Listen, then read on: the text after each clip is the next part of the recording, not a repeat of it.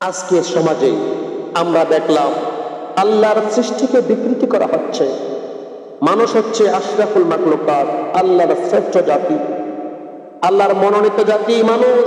কিন্তু মানুষ নিজেকে পশুর আকার, পশুর আকৃতি দিচ্ছে, নিজেকে চেঞ্জ করতেছে, নিজেকে আপডেট করতেছে, নিজেকে পাখিতে রূপান্তরিত করতেছে এআই এর মাধ্যমে। আমরা আল্লাহ পাক রব্বুল আলামিন শয়তানকে যখন লানত করলেন, শয়তান বলেন, আল্লাহ তুমি আমাকে লানত করেছো, আমাকে অভিশাপ দিয়েছো, আমাকে জাহান্নামী বানিয়েছো। আমার কিছু অনুসারী থাকবে, তোমার বান্দাদের মধ্যে আমার কিছু অনুসারী থাকবে। আমি তাদেরকে মিথ্যা আশ্বাস দেব, আমি তাদেরকে ধোঁকা দেব, আমি তাদেরকে বলবো তুমি আল্লাহর সৃষ্টিকে তারা বিকৃতি করবে। আমি তাদেরকে অনুপ্রেরণা দেব, আমি তাদেরকে সাহায্য করব, সহযোগিতা করব। তারা তোমার সৃষ্টিকে বিকৃতি করবে।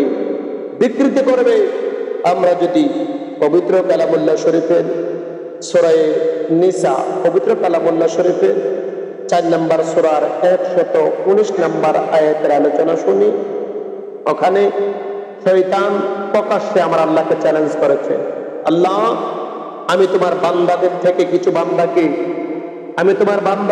কিছু বান্দাকে আমার করে নেব, তাদেরকে আমি মিথ্যা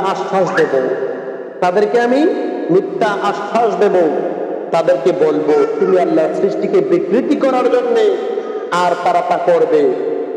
আজকে শয়তানের ঘোষণা আমাদের কাছে প্রকাশ হচ্ছে, আমরা আল্লাহর সৃষ্টিকে বিকৃতি করতেছি।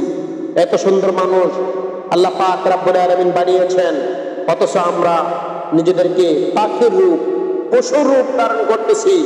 হযরত আব্দুল্লাহ রাদিয়াল্লাহু তাআলা থেকে বর্ণিত, আমরা যদি বুখারী শরীফের 4883 নম্বর হাদিসের আলোচনা শুনি, আমরা যদি বুখারী শরীফের 4886 নম্বর হাদিসের আলোচনা শুনি, হযরত আব্দুল্লাহ রাদিয়াল্লাহু তাআলা থেকে বর্ণিত, তিনি বলেন আল্লাহ পাক রব্বুল আলামিন ওই সমস্ত মেয়েদেরকে লানত করেছে যারা আমরা আল্লাহর সৃষ্টিকে বিকৃতি করে, যারা সৌন্দর্যের জন্য ভ্রু ওঠায়, যারা বাপের মাঝখানে ফাঁকা করে, যারা শরীরে ট্যাটু আঁকে, ওই সমস্ত মহিলাদেরকে আমরা আল্লাহ লানত করেছে।